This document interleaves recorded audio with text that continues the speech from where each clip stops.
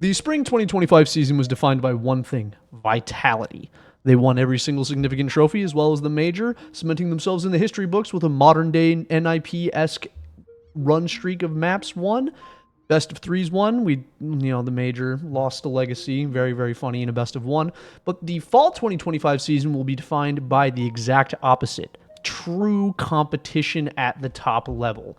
With the bar that Vitality set, many teams strove to try and meet it in the same way that Spirit set a firepower level needed at the end of 2024, which led to Rops eventually leaving FaZe and joining Vitality. Now we have had I Am Cologne won by Spirit. We have had Blast Bounty won by Spirit. If you consider that a significant event, it is technically, but I wouldn't put it on the same level as the other events that I will list. ESWC won by Mongols, Blast London won by G2, and now this Fissure Playground victory out of Furia. While Fissure Playground did not have all of the top teams in attendance, it is still a significant enough event to get the mention. It's a Blast Bounty level event. We have not had an era like this in a while where so many teams are playing such high quality Counter-Strike, where the trading and back and forth of the trophies is not decided by, okay, is this team gonna bomb out today? It is genuine, heartfelt competition between multiple phenomenal teams. Again, major congratulations to Furia for picking up their trophy, first MVP for Molodoy, which is absolutely incredible to see, especially, I had that video in the works longer than that competition was going to happen, and releasing it at that time is just pure coincidence. I didn't even check the matches for the day until I was recording it and realized that they were doing it in the middle of the match. But to see a young MVP go out like that to a team that has been in a trophy drought for so long, to see Kscerato and Yuri pick up a trophy, as Kscerato is basically the Nico of our hemisphere, that he is a highly skilled, one of the great riflers we've ever produced, who is simply lacking in the hardware needed to stand up to the legacy of other all-time great players. Now he's, I'm not saying Fissure Playground remotely starts to help with that in terms of, Katowice's Colognes in a major, but it's better than nothing, I'll tell you that. And the prize money definitely doesn't hurt. See Fallen pick up trophy after still being able to IGL and rifle IGL during this time period is an incredible feat. And it speaks volumes about the potential longevity of the team. Hopefully this is not just a flash in the pan. Obviously, as I highlighted before, Molodoy is the talisman of this team. I mean, I'll repeat the stat that I said then. For his entire tenure in this Furia roster, he has like a 1.57 in opening kills on CT side. What more do you want from an Opper? That's some Shiro type stuff. Even more aggression than Shiro. Shiro is still a phenomenal Opper, and probably the best Opper right now, I'd say, in any given day. I'd take Shiro over a majority of them, because I was like 25% to 20% op kills guy. He's more of a rifler hybrid. Either way, rolling it even further back, we have G2, who have managed to pick up their trophy, which I also highlighted before, and it's incredible to see that this team has managed to come together so quickly, and hopefully they'll be able to maintain that stability now that there'll be more eyes on them.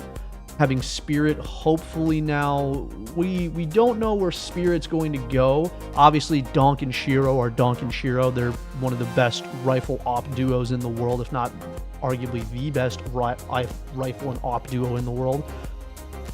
The addition of Tanir is one that I've also spoken about before, and I am hopeful.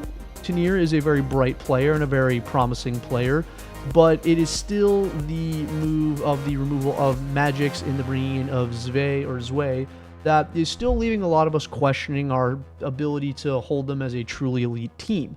Same, I will say, goes for Falcons, but in more of a different direction, that Nigo is performing. m0NESY, while not performing to ZywOo's simple donk levels that we would expect for someone of his nameplate, is still easily a top 5 Opper in the world and is a phenomenal star. They have Kyosuke, who has been delivering very well for a rookie. It mostly just kind of comes down to, and Tessus also pulls out a lot of stuff out of thin air that he really should not be able to do.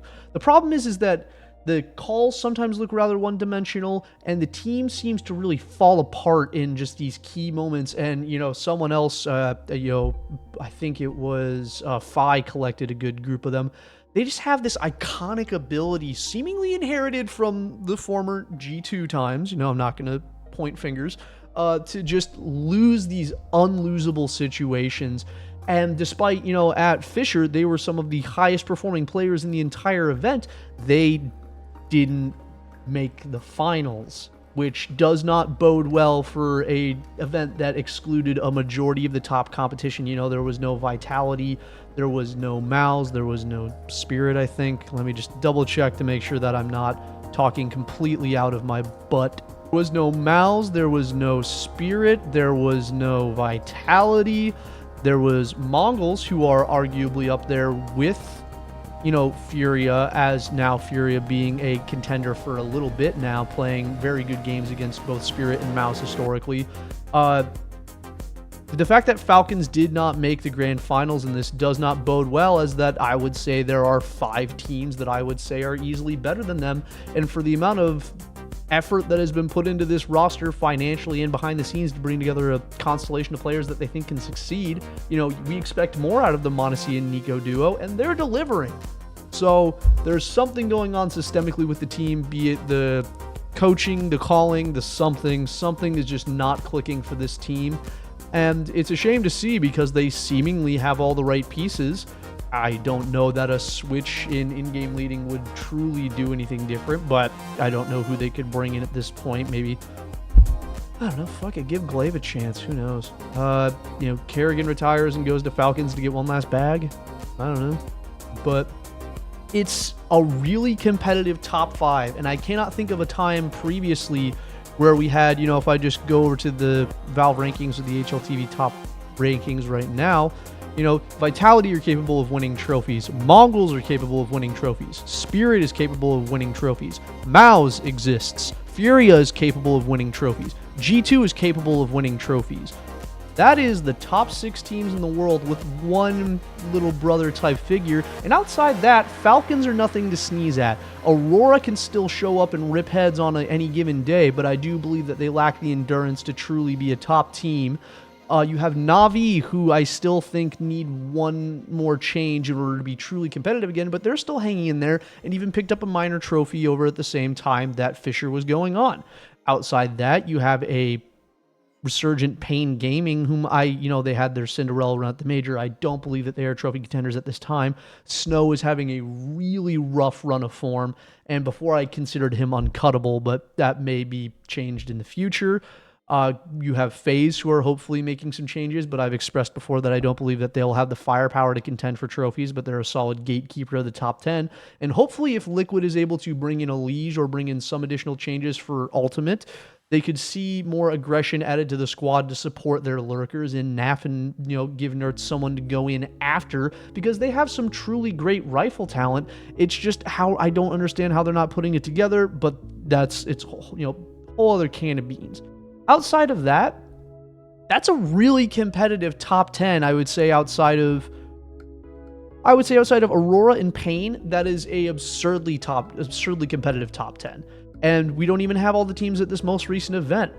So where are we going to go from here? We're going into the major, dude. And at this point in time, with Vitality having not struck a trophy this season, with all the trophies going to pretty much any team in the top 5 that's able to be competitive enough on any given day, because I will also remind you guys, Mongols are capable of beating Vitality, and by the transitive property, you know, as you want to do that in sports, they lost a best of 5 to Furia. That makes Furia an undeniable dark horse for this major.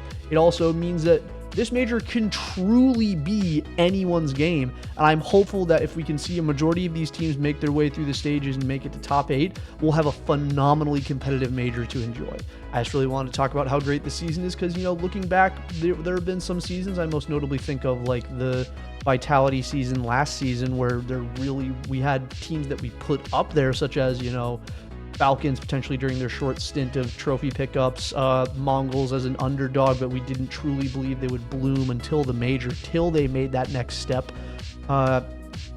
Mouse, who were forever little broed. We didn't have anyone that we truly thought was going to be able to knock Vitality off their perch. I also think of, you know, previously we had, like, I'm stretching back here, when Simple's Na'Vi won their major forever ago, there was never really anyone that was going to stop them. You know, the G2 with, you know, NiKo, Jax, Amanek, Hunter, and Nexa was never really going to stop them, despite that being one of the best runs of form that NiKo had ever put on.